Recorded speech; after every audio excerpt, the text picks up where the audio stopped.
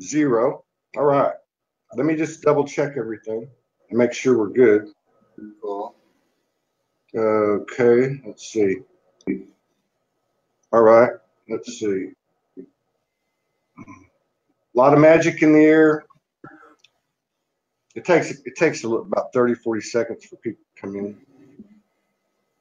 Oh, great. All right, let's see. Okay, they're starting to come in now. Let's see. Medina. We got 5 people in so far. 6. Okay. Let me check the sound. Let me just double check. Okay, we're good there. Hello, Karen Starr. What's up? What's up, Aline? Stavanger, Norway. We're just talking about you. Light Loving Christian, Carol Whitney, Kelly Martin, Rashmi. What's going on, Rashmi? We had a good show yesterday with Rashmi. Susanna Keating, Eva Ostrogonak, Jolie Jackson, Melanie Davis, Yvonne Spear. You guys are coming in too fast. I can't talk that fast. Astral, Charlie Free Will. All right, Karen Starr, my beautiful sister. 3 a.m. in Australia. All right. No Sleep for the Wicked. Higher Heart, Jocelyn Van Loo, Aline. Thank you for connecting me and this divine masculine God. Because that's what he is. That's what he was to me when I came from. Okay, so let me formally, hey, Simone, what's up? What's going on, Germany? Gaynor Richards, we got 20. They're moving in fast. All right, let's go ahead and kick this out. Let me set this screen up real quick. Here we go. Let's see. All right. Okay, so, all right. Let's see now. Okay, so let's go ahead and roll the show out formally. This is a super soul-gasmic Sunday. It's a full moon. The universe is rocking. And for those of you who don't know me, welcome Belgium and Bulgaria. Rolling on the floor laughing. My name's Todd Medina, and this is the Soulology Network. And this is our primary broadcasting show, and it's called Soul Speaks 5D. It's a conversation with, and today it's Stephen Aube. And Stephen's over in Romania. I just want to say this is our 558th episode. And I want to say from the bottom of my heart, thank you. It's a privilege and an honor to have you on the show, Stephen. I've admired you since I came off the street 5.5 years ago and learned that a man could be celibate to find his purity. And you set me on the path for that. So, and Aline, also, thank you very much for introducing me. So welcome to the show, Stephen. Yeah, thanks, Todd, man. Been really looking forward to connecting with you. And I'm excited because I knew that you were accomplishing something great. And about 4 years ago, when I first landed in New York, I woke up one night and I heard a voice, and it told me that Todd's going to do some great things. And he's going to experience some magical sides to himself. And I woke up in the morning and I went, good for him. I can't wait for one day to meet him, to see where he ends up. And honestly, I'm just happy to chill with you tonight and chat, Todd. This is something else for me. man, that's a powerful transmission for me. I wish you'd have told me 4 years ago. Yeah. I wish you would have told me 2 years ago when I was in Grand Central Station. I went to New York. I went on my second spirit walk, which was basically by, just however I could get around. And I went to the mountains of Arkansas, and I spent about 2 months there making some music. And then something told me, you need to go to New York City. And in my former career, I traveled all over the country, lived all over the country, and I always turned down New York City. I never wanted to go. And so, long story short, I ended up getting on a bus, 36 hours. I got $25 in my pocket. I stayed with some friends. They kicked me out after a few days because I ate too many cookies. It was something else. Anyway, I ended up in Grand Central Station with $2 and all my luggage. But I knew, and it was like December the 28th or the 29th. It was snowing. There was people everywhere, and I was just so cool. And I was like, you know what? I don't care. It's going down, But yeah, that's a great story. That gives me some validation. That really does. You know, there's a lot of talk going on right now over the last few months, and it's in regard to the divine masculine. You know, it's in regard to that. You know, because what was it? Maybe 3 years back, you know, everybody was talking about the divine feminine landing on the earth, spreading her wings, mama's home, and all that. And we went through all that. But a few months ago, we started to see the masculine energy showing itself. When I started Soulogy 7 years ago, there was 73% women, 27% men. Today, there's 63-37, and it's moving to equality quickly. But you know, on that note, when I first got off the street, I was telling you before the show, I came off the street. Aline turned me on to you, and the first video I saw was this guy Steven, who's telling a story about how he's married and he went and told his wife he's going to go celibate. I don't remember the rest of it, but it had such an impact on me because I thought, well, wait a minute, you know, I'm a highly sexual guy, but I know there's some truth to this, and I don't want to hear it, but I did, and I went almost 5 years doing the same thing, and you're a big part of that. So I want to thank you because that was a huge part of my growth. But I figured it would be a good place to start because you were one of the first men I saw out there that was really, really putting it out there. And so I don't know where you want to start with that, but because I know you must have started a lot earlier than that. When did you wake up, or were you always woke?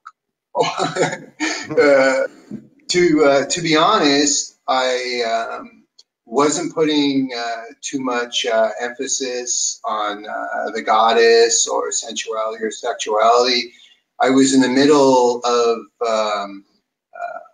a big God space, if you would call it, or connecting to multi-dimensional realities with higher galactic beings, lords of light. So I was at the peak of my career, and I had the center and people from all over the world coming in to learn these things. And then one day I had a woman come to me, and she's like, "Do you know anything about the goddess?" I go, "Goddess? What are you talking about? I'm chilling here with Metatron, and I got Melchizedek on the other side of us, and we're anchoring the eternal torch in Axis Mundi. What's this goddess stuff?" And she says, "Do you want to find out?"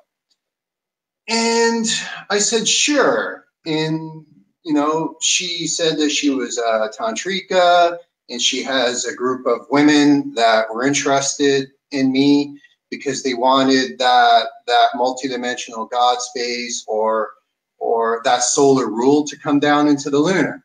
Yeah. So I thought to myself, why not? I'll give it a shot. So the first thing I said to myself is, if I do this, I'm going to do it celibate. So I'm not going to have sex with anybody, only because of stigma at the time. What would it look like with this spiritual healer and this energy healer hanging out with tons of women everywhere, right? So that was my first perspective of it. But what I started to find out is after my second year into it, and after having these women teach me and show me and educate me about this whole other world upon goddess, I ended up stepping off the God throne.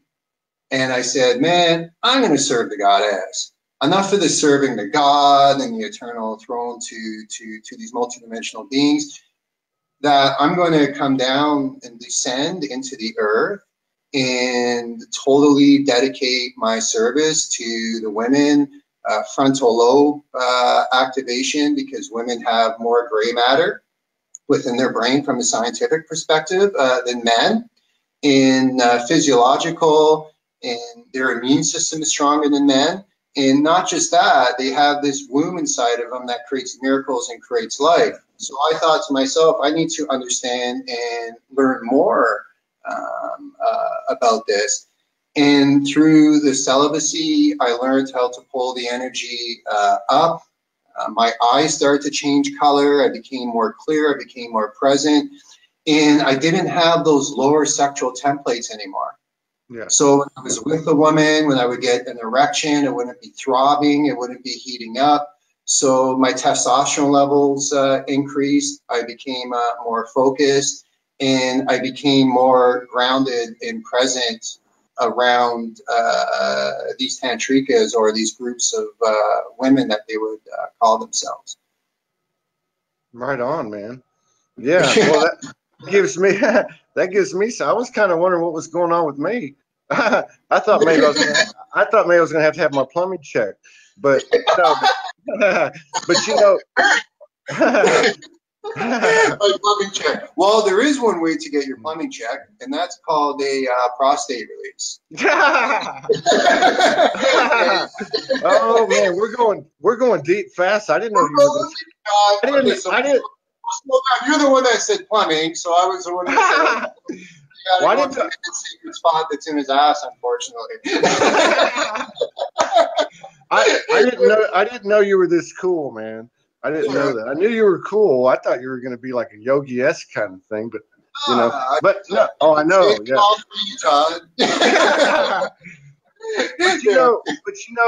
But that's true, because that's happened to me, and I've never heard anybody say that. But my lower animal, sacral sexual urges have changed. It's not that I'm not sexual, but it's become what you're talking about. It's becoming that. I'm not going to say it's become that, but it's becoming that. And so that's an interesting thing to know. I'm glad you told me. So, and I just want to say too, before you continue, that I've been in a divine conscious union for about 3 years, and she carries sacred wisdom of the Mother Goddess, Galactic, and so on and so on. And I've learned through my own communion and in sessions with her that what that goddess energy is. And I just want to say, and I don't think I've ever said this before on the show or on Soulogy, but Soulogy is its separate energy. I've said that before. It became its separate energy this past summer. I speak with it. Morgan speaks with it. It directs us. It helps us. And there's a lot of other galactics and such involved. But Soulogy is a vehicle for the voice of the Mother Goddess. That's what it is. So I just wanted to throw that in there since I never had. But go ahead and continue. So after that experience, I started to open up spaces and centers for the goddess rather than the gods. So one example is here in Romania, the Batra space. The name Batra represents the earth, the womb, the fire. And what I noticed is that through this process is a woman's womb is very sacred. So there's a big difference of making love and masturbating. In masturbation inside of a woman's womb creates chaos within a woman's aura. And the womb is connected to that frontal lobe. So men have to be very present if they do choose to enter into a woman, that they don't do it through masturbation, but they do it through conscious compassion and understanding. And the trick to the Hieros Gamos that people call it is the man has to go through a celibate point before he can choose to enter into another woman.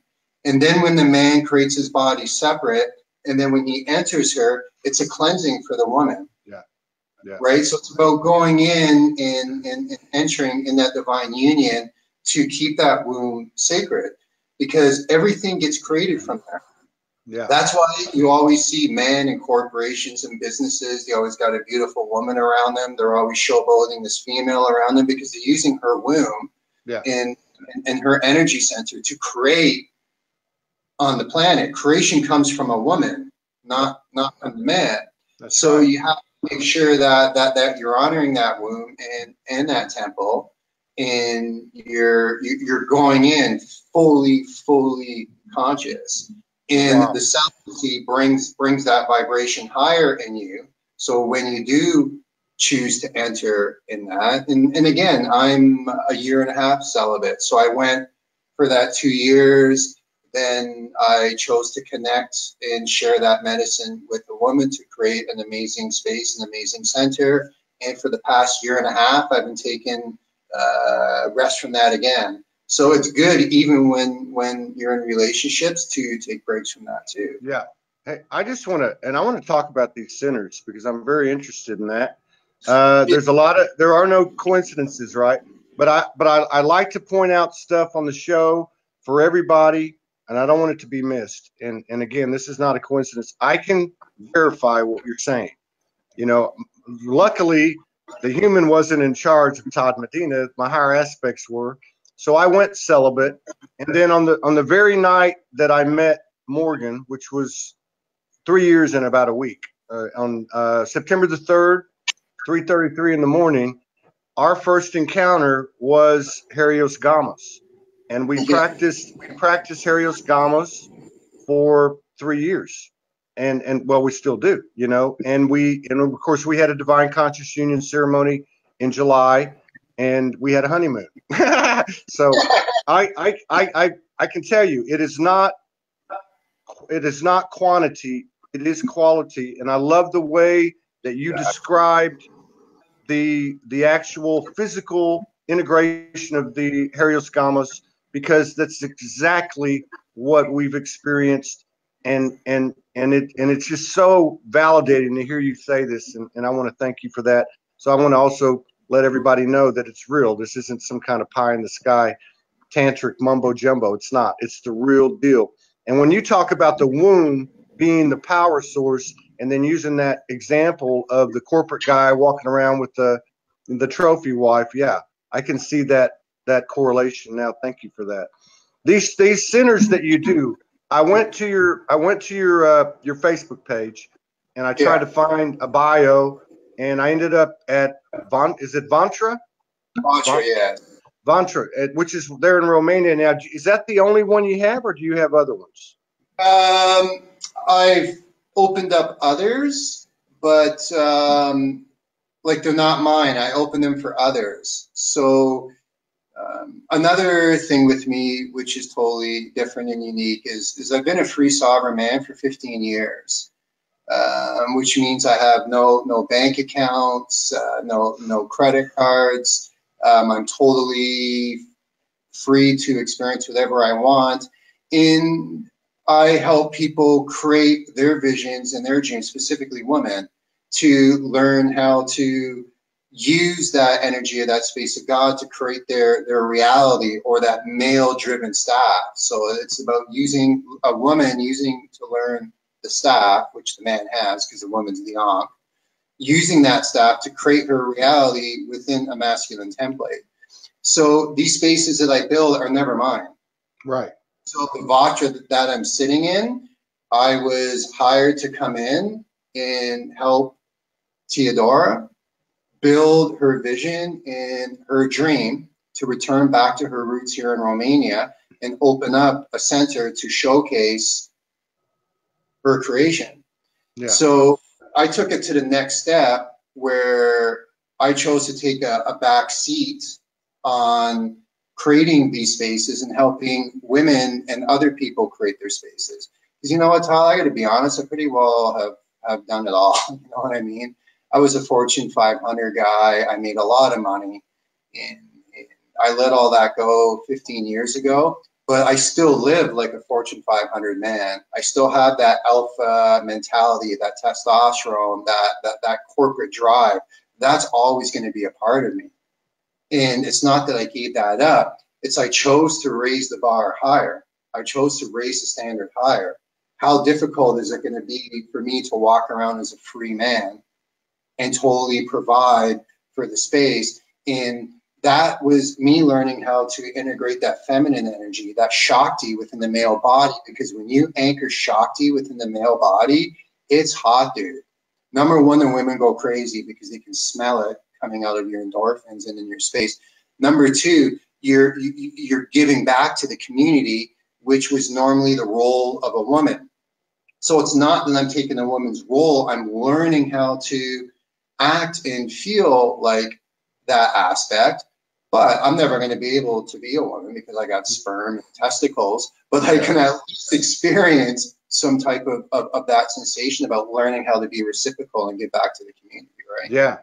No, this is important. This is another great point, because I'm going to point to myself. I mean, I on the blood moon on the 27th of July, and I've had a pretty good roll. I mean, elevate, elevate, elevate, and but on the 27th of July, I had to come to Mother Goddess meeting, and I came back to my hometown. I had finally gotten a little bit of the resource of money going after 7 years. It had been going on for a couple of months. I started hearing, "You're not going to have any money. We're gonna cut the money off." So contributions stop. I'm in a hotel room. I got about a day left, and a lot of other stuff happened. But my point is, I hit a point where I just said, I'm done. I'm done. I surrender to the Mother Goddess. I surrender to the Divine Feminine. I serve you. Tell me what to do. Take everything from me. Take my balls. Take everything. I don't care. And within hours, it happened. It happened. I'm telling you, it happened. It happened. It was a month ago. And so from that point on, and then I'm sitting here crying. I'm on my knees. I'm crying. And I heard this voice say, "Okay, get up." And it wasn't a masculine voice. It was a feminine voice. He said, "Get up, get on the computer, broadcast the show."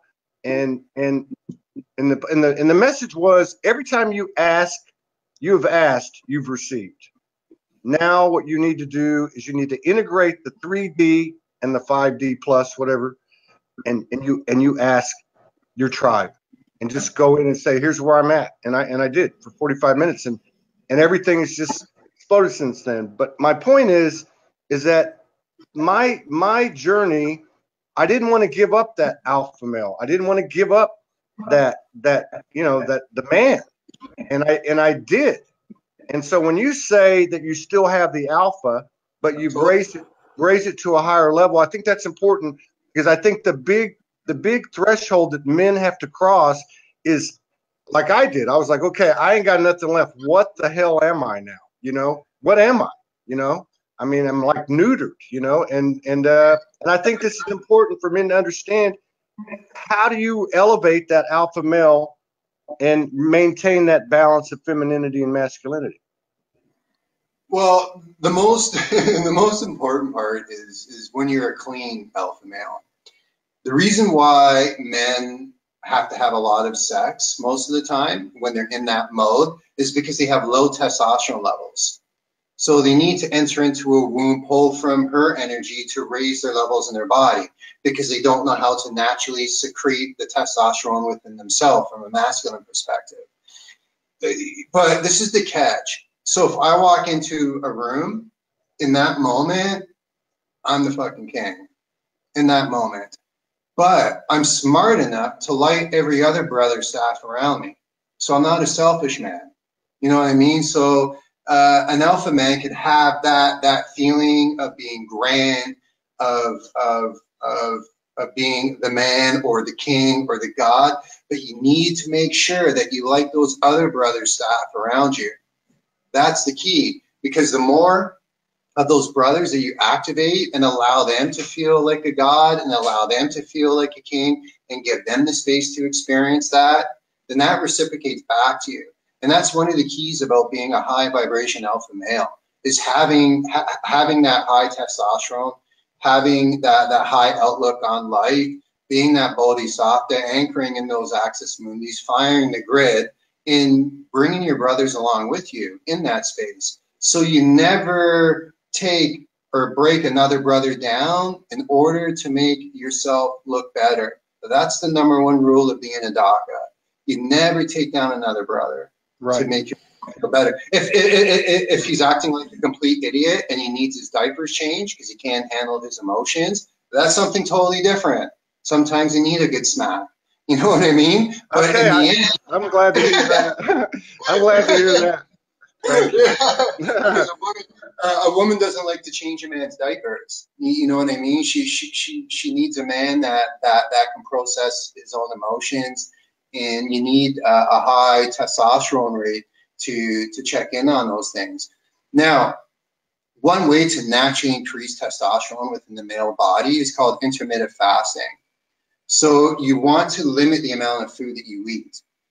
So for myself, when I wake up, I don't eat any food to 11 o'clock in the afternoon, and then I don't consume food late at night, because what that does is it allows the body to completely regenerate itself from a masculine standpoint.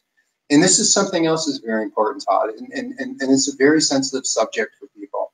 But the palate of our mouth is the gateway to compassion and understanding. So what you're putting in your mouth comes out within your semen. So in order to keep a high vibration seminal fluid, I know we're going a little bit deeper now. No, this is good. You need to be pure within your palate. So if you're consuming a lot of animal products and you're releasing fluids, the energy of the animal product comes into the fluid.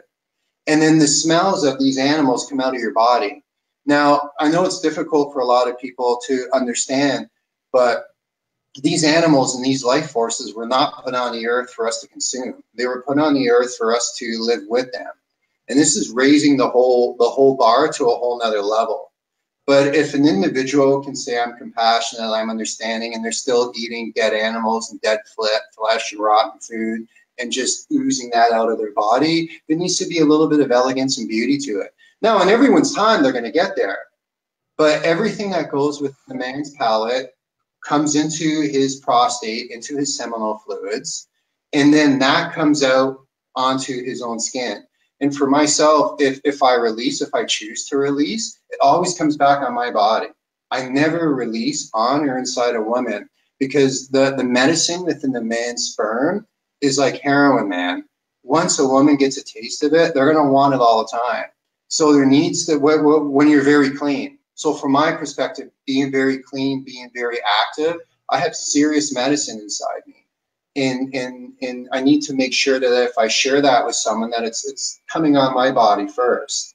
So I never outwardly release. And if I do, that's on me, which some people would call white tantra. You know what I mean? There's different levels of it.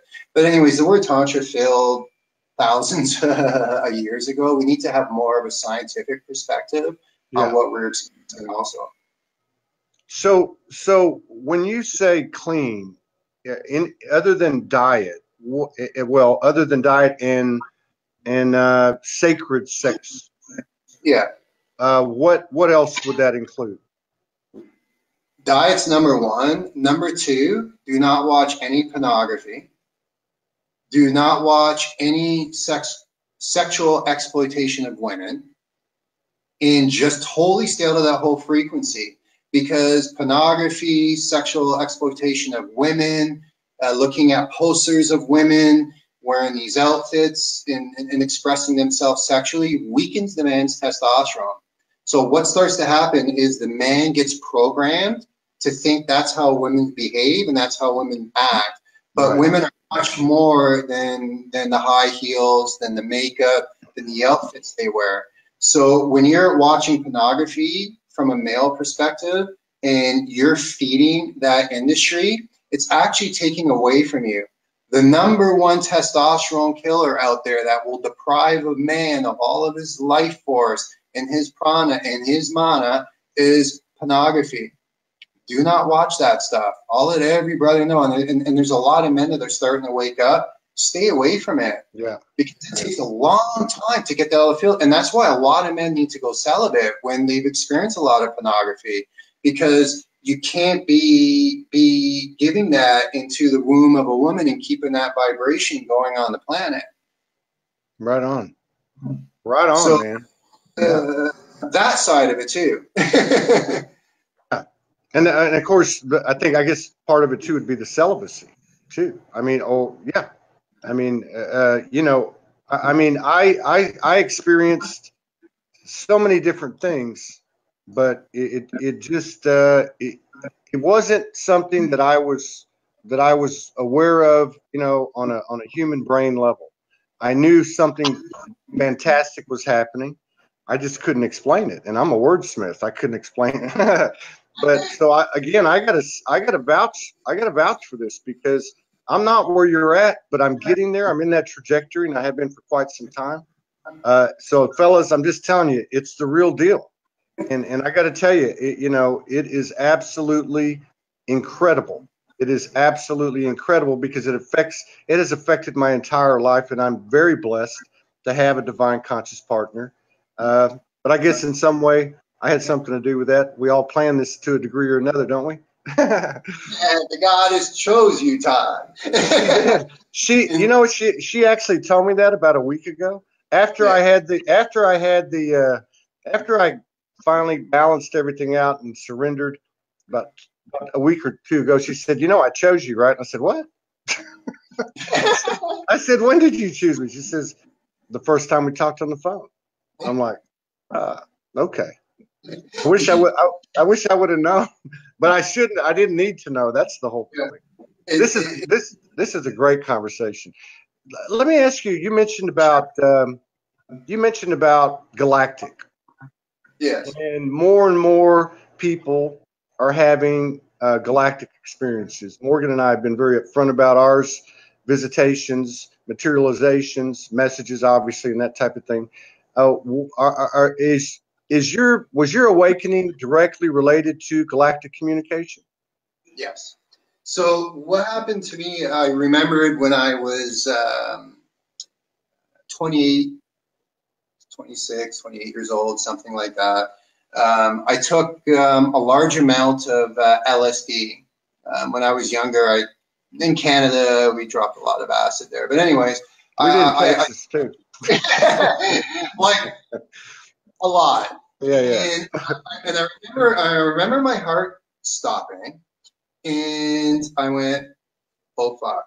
Anyways, this hooded being came in front of me with a cloak on him, and he says, "We need your body." And I'm going, wow, I'm on a major acid trip right now, because there's this thing in the black cloak telling me it needs my body. So I said to it, I go, okay, I'll tell you what, come back to me when I'm 33, because I'm going to make a ton of money, and I'm going to rock it out. I'm going to be very lucrative, and then come take the body if you want it. So anyways, I forgot all about it. Sure enough, I had, clubs, bars, restaurants, retail stores, and I was vibing high in that world. And I'm driving home one night after I closed up my club, and head-on car accident. Boom. Just before that head-on car accident happened, I remember crying and saying, okay, God, whoever, whatever you are, I'm done. I don't want to do this anymore. I'm finished. And as soon as I said that car hit me, and that's when that cloak being showed up again.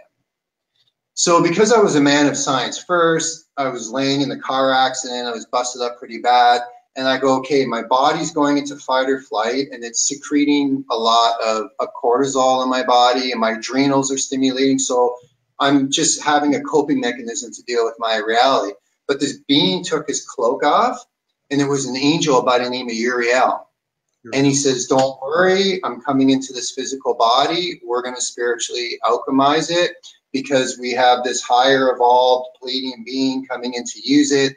And there's going to be a whole council of people coming through your body. Anyways, as I'm mangled up, I go, whatever you need to do, I'm in pain right now. Boom. So anyways, I ended up losing everything because I couldn't work anymore. I was in a rough shape, and I totally forgot about this Uriel being. And the funny thing is this car accident happened in my 33rd year. Yeah. So then what happened is he came 4 years later after my car accident, and he says, it's time to roll. And I said, okay. And this angel came into my body, and he began to spiritually alchemize it. He put this sword in, and he began to teach me about alchemic processes, fasting. I went for 40 days with no food or water. I began to live off of just prana because this angel was vibrating within my physical body. I was having all these experiences. She showed me the whole cosmos, spaceships, aliens, all of it all at once. And then he prepared me for what's known as the Council of Nine. And then the Council of Nine started to work through this body for 6 months. And then after the Council of Nine came, I was initiated through the Council of 12. Then once the Council of 12 was done with me, that's when I've been living within the 144,000. So I have all my Nadi and my Sen lines, these 144,000 physical lines that are connecting to these 144,000 multidimensional thresholds. Yeah. So I'm grounded within this reality, but I'm with many realities, if that makes sense. No. It totally makes sense. And, you know, I'm shaking my head here because, yeah, I don't know, when you told me that thing about waking up 4 years ago in New York, was that before the show or after we started? I think it was before the show.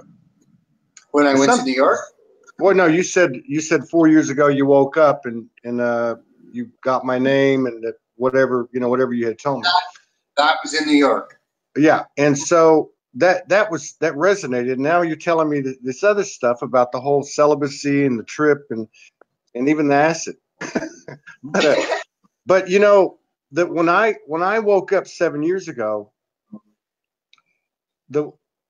one of the first things that came to me was I saw as a guardian angel. There was 24 of them, but the lead one was Uriel. Yeah.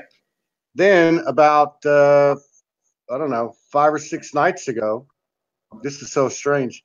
I'm laying in bed, and I've had, you know, experiences primarily with Morgan. I've had some in the early days by myself, a lot of visuals, a lot of manifestations, whatever. But anyway, I'm laying there, and I start seeing all these. You know, like when you draw a bird in abstract, you just do like that, right?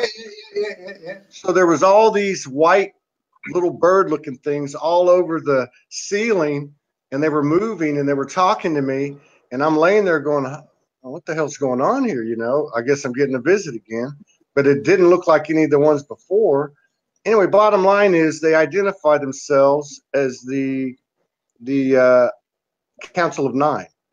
Yes. And then, and then, this is crazy. And I'm laying there, and then it's 4:30 in the morning, and then my friend, who's very connected from Portugal, I get this. I hear my phone vibrate because I turn it off at night. So I thought, I guess I'm supposed to pick it up. I pick it up. She says, "Hey, Todd, I just got back from a council. You recognized me for the first time. Your Syrian aspect walked in the door, and we greeted each other. We were meeting with the Arcturian Council of Nine, you know." And I'm like, okay. So I go back and I lay down again, and then I start being told you are now connected permanently with the Council of Nine's mind. And then all these other aspects showed up. It was amazing, but I'm just finding the synchronicities and the validation with you are amazing today. So this is a special day for me. Thank you for letting me share that. The thing that excited about me when you were sharing that is those white bird-like figures can be seen as doves. Yeah. In Thracian mythology and in Greek mythology, it talks about Zeus turning the 7 sisters into doves and then into stars, and that Council of Nine revolves around the Zalmoxian or Palladian constellation, they call it, those 9 realms. And this is what fascinates me with these 9 realms. They represent that Council of Nine, which serves the goddess. When you go into the councils of 12, when you go into the councils of 144,000, when you hit into those, they become too much God space. So when I first walked in, or when I first had this spiritual awakening, I was guided by another being that people know as Lucifer.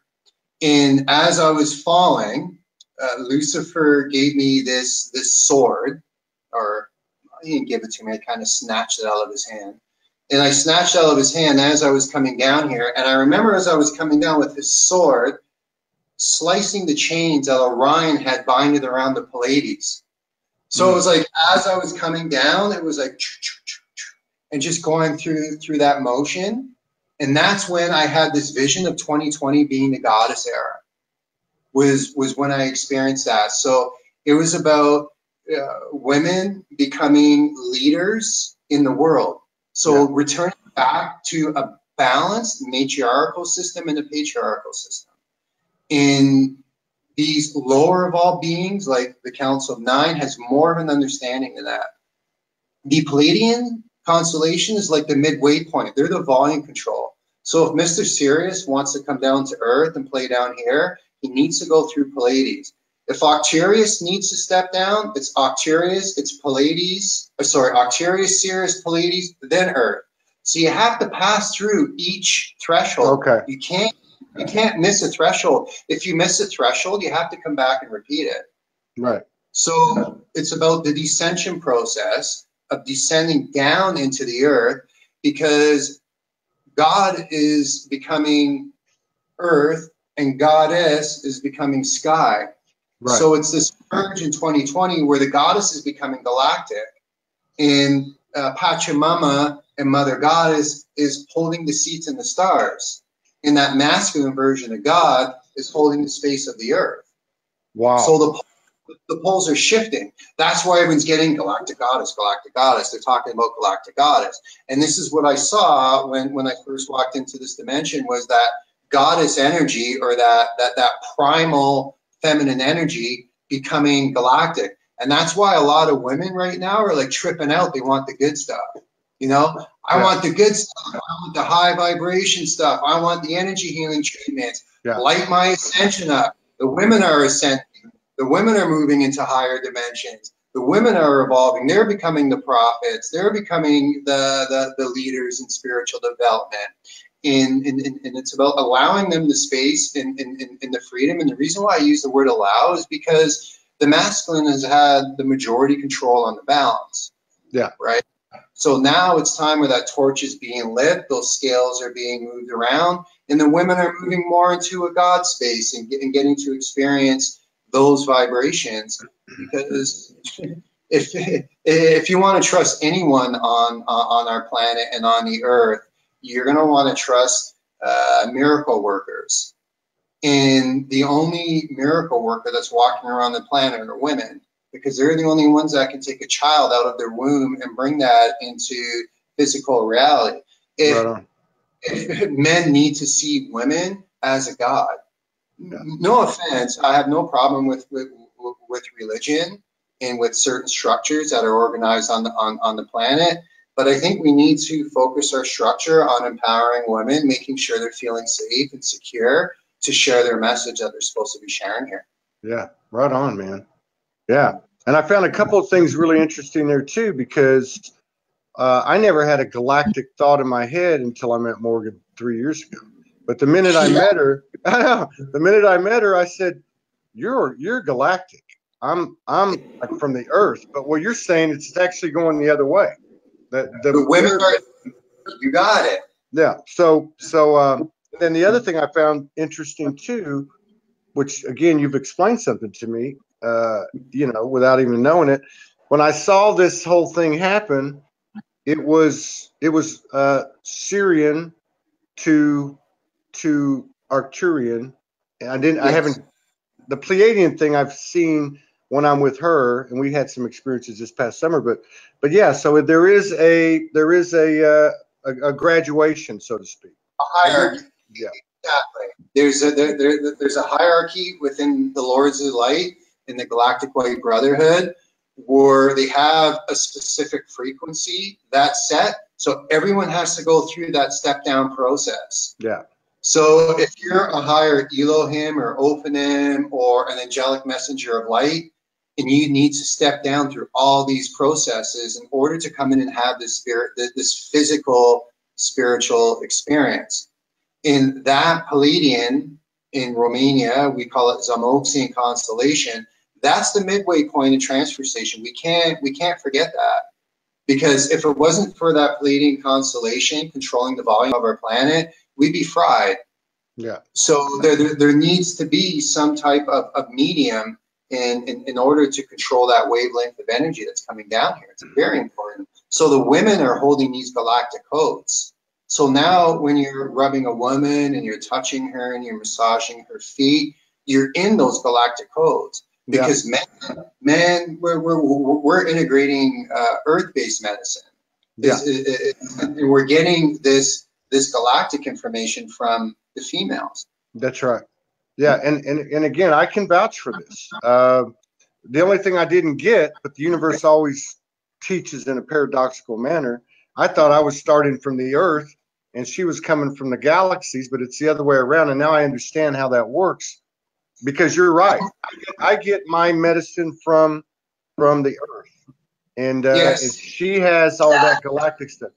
Now, when we first got together this summer, we started to, and we've talked about it, we started to explore sacred sexuality. And I'm not talking about, and you know what I'm saying, I'm not talking about human, but I could put my hand on her back and gain galactic information. You know, I could put I could hold her pinky in my hand, and I mean, it's true, it's real. And I believe that as we did that, that's what brought in these mutual, what I would have to call mutual experiences, mutual visitations. Okay, was the sacred sexual, practice that we were taking. You know, my hands on different parts of her, not in the traditional human sense, obviously, right? But now that I think about it, those visitations that we received were directly related in terms of the timeline to what I'm talking about. And we're talking about the room filling up with star family, visibly being able to be seen, speaking to us and such, that type of thing. So there is a correlation there. There's absolutely this. I just want everybody to know I can vouch for what he's saying. I don't understand it like you do, but you're very, very important. And especially when you start to rub a woman and you start to touch her, if you're opening up a woman, you need to make sure that you can be there for the long duration. You never open up a woman and not stand by her through her awakening of connecting to where she needs to connect to. Yeah. So it's like rubbing the genie of the lamp. If you're rubbing that woman, you need to make sure that you're treating her good. And what I do is I always do my best to make sure that I smell good for her. I always make sure that I'm well groomed. I do my best to clean the house, to do the dishes, to make the beds, but still be that alpha male. You know what I mean? So I'm still working out. I'm training my body to keep it strong. I'm training my body to keep it healthy. There has to be some muscle tone to it, and there has to be some fitness level to you. And you really got to be grounded and integrated when you're rubbing the galactic goddess. Yeah. Because there's an old saying in the angelic hierarchy that the goddess down below builds and weaves a web to catch the gods out of the sky when they're coming down to the earth. So it's a joke between, you know, and I remember when Mikhail first said to me when I was going to come down here, he goes, dude, watch out for that net. I go, what do you mean watch out for that net? I'm going to fly right into it. What am I going to watch out for? You know what I mean? So it's about going into that web, going into that net that woman's providing for you, and at the same time honoring and respecting and being honest. From a male standpoint, I want to have freedom to express some of the frustrations I'm having, because to go into an eternal mindset of supporting and submitting as much as you can to a woman is not easy to do, because of the temper and that lower life force that exists within the male's body. And we always have to put attention onto that. And it's not about admitting your faults. It's about showing your actions. Yeah. So talk's one thing, but it's your actions and laying ground rules. This is what I can provide for you. I can come into your space, and in my situation, I can help build a business. I can teach you how to be a sustainable woman on the planet, to create your own cash flow, if whatever the situation is, but staying there to make sure that job gets done. Because it's not easy for a man to be totally subservient to a woman for a long period of time. You need to really be trained for that. It's not an easy process, dog. Being a free sovereign man is difficult. Yeah. Yeah. Well, yeah, man, you're it's like this is interesting. But I'm just happy to know that I can actually do this and keep my balls. Exactly. But, and you know what? You got to lose it first. And you got to trust in God. I did, and I told her. I said, "Hey, take my dick, take my balls, have it all. You can have it all. You have my sexuality, have everything." But that's when lightning struck. And exactly. see the crazy thing was we spent 10 weeks together last year, but then this year it was 12 weeks. We had the ceremony, and she had to go back because of the visa. So she's on the way back to Australia, and he needs to be alone now. He needs to do something, you know. So she quarantined me. So I'm over here, taking care of my stuff. She's left, and I don't even know what's coming. But that's what it was. That she was told, you can't. He needs to do this. He needs to do this. But yeah, and what you're describing was a big part of this journey of the last 3 years, was giving it up. I would give it up, and then, I'd throw a fit, and then, but I get it now. And I'm so happy I get to keep my balls. That's just makes me feel good.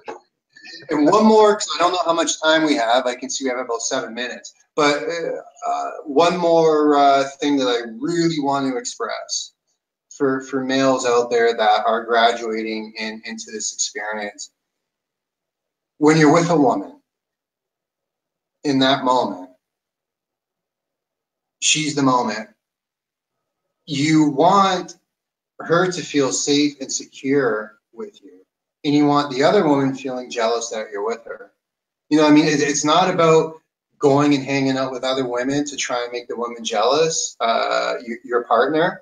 What happens is a lot of time with men, when they start to feel weak within their lower templates, and when they start to feel a little bit insecure, is they go to other women. That's the first thing they'll do in order to top themselves up. Or they'll flirt with other women to try and make their woman or their wife or their partner jealous.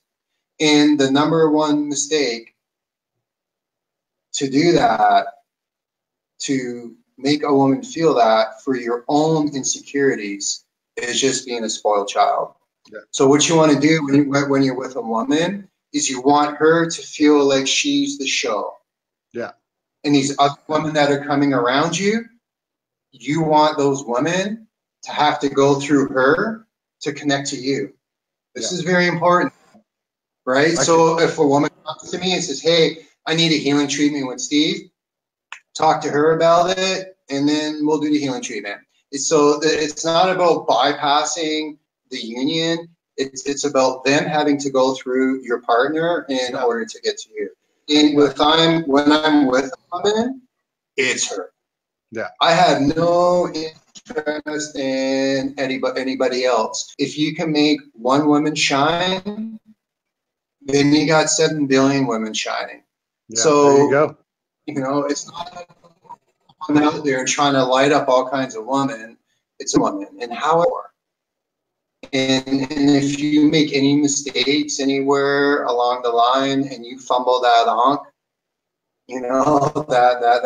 that feminine vector, you need to make sure that she's going to be happy with someone or somewhere else.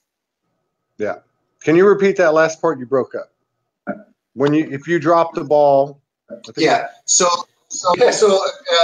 If you drop the ball in football, which is the woman's onk, if you make a mistake somewhere in that process, you need to do the best of your abilities to make sure she's happy, even if it's another man that's going to make her happy. It's the most difficult thing to do. But if we impose too much on a woman, and if we dump too much on a woman, and vice versa on a man, because we're talking from a male perspective. Yeah. If she's changing your diapers all day and she's got her hands in all your emotional garbage and shit, and that's being imposed and put on her too much, and she's having to deal with all your darker aspects on it, and that's wearing her down. Yeah. The most important thing is to make sure that she gets topped back up again.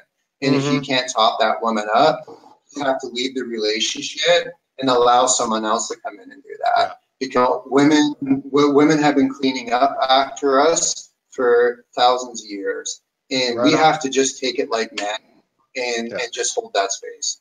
Yeah, right on, man. Wow. I think you might be the coolest dude on the planet. The second coolest, Todd, because you're the one interviewing me. And then there's 5 other cool men out there, but it's just 1 and 2 right now. Yeah, well, you know, I love what you say, because you know, and I again, I can vouch for this. I mean, I haven't you know, flirted or anything in like well over a year and a half, I would imagine, something like that. But the other side of that, and the reason I say that is because what you're saying about giving all of your focus and your, you know, attention to this woman, what you're doing is you're giving it to the goddess. And like you said, if you give it to one, you're lighting up the rest of them. You know, this is fantastic. I'd love to get together with you again sometime. Are you going to be in Romania a long time? Actually, I'm flying out next week. I'm stepping out of Romania for a bit, and I'm flying out to Norway. Oh yeah. And I'm going to be chilling. I'm going to be chilling there for a little bit, and then I'm going to be popping back into these Scandinavian countries have been calling me for a bit, so I'm going to be going in there and see what happens there. Very cool. Yeah, yeah. There's a high vibration. So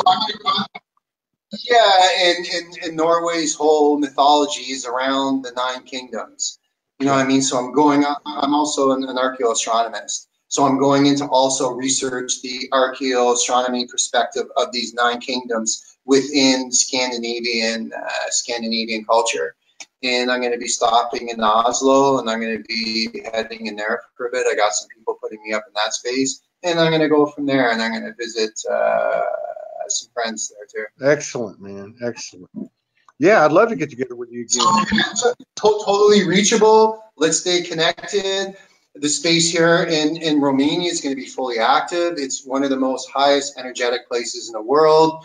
And part of my intention of going out to other parts of Europe is building a nice database of people to bring them into this country and experience one of the greatest power centers on the planet. And that's another reason why I'm heading out. Not saying I'm leaving Romania, I'm leaving everything behind, is I have such a big vision of people seeing this place as the next vortex point, as the next energetic center, as the next plateau for spiritual development. I'm telling you, this Thracian and Dacian empire helped write the cradle of civilization. And a lot of people such as myself that are looking for ascension places with high energy, right now, this Transylvania region and this region, the Sarmi-Sejatuza and the Thracian and Dacians are vibrating very, very high right now. And a lot of people from all over the world are starting to come here. Shamans from Peru, Tibetan monks, Native American Indians, and they're showing up here and saying, this place is the next 8th kingdom and is prophesized. So it's becoming a high vibrational place, Romania, and people from all over the world are starting to come in here to do the good work. So that's another reason why I'm stepping out for a bit, so just to educate a few people about this region and what the Vacha space has to offer as far as the ascension process and the study of the history here, and just sharing some of the medicine. Cool, man. Very cool. Now, do you still have a YouTube? I tried to find it. I couldn't find it. No, I actually. Okay. That's all right. I just have my Facebook account. Yeah. And my photos are on my Facebook account. Yeah. The reason why I changed my Facebook is because I had way too many people and way too many followers on there. Yeah. And it was 99% women. So I was like, whoa, I can't even fucking sleep at night, man. So I had to delete my whole YouTube channel. I deleted my whole Facebook, and then I set it up, and now I'm going a little bit slower with it. So if anyone wants to research the work, Todd, if that's what you're coming to, just go to my Facebook page, and on there, there's a whole navigation bar for the videos I've done and some of the work I've experienced here in Romania and the future work that I'll be doing as well. Right on. I'm kind of a grassroots type guy. Me too. Me too. Me too, man. Totally. But I guess I don't know, man. This is trippy today. This is real trippy. I think I might be having a flashback, actually. I don't know. But all right, brother. I've been watching you shift. I've been watching you shift. Todd, he's like, holy shit, you! You're the man, Todd. You are, man. Hey, I appreciate it, brother. Okay. Yeah, I appreciate you, man. Thank you so much. I love you. All honor, respect, and reverence. Thank you. I can't wait to sit down and talk with you again, and eventually one day meet you physically. Cool, man. All right, brother. Okay. You take care. Thank you, everybody. Cool. Take it easy, Stephen. Thanks so much, man. I really, really enjoyed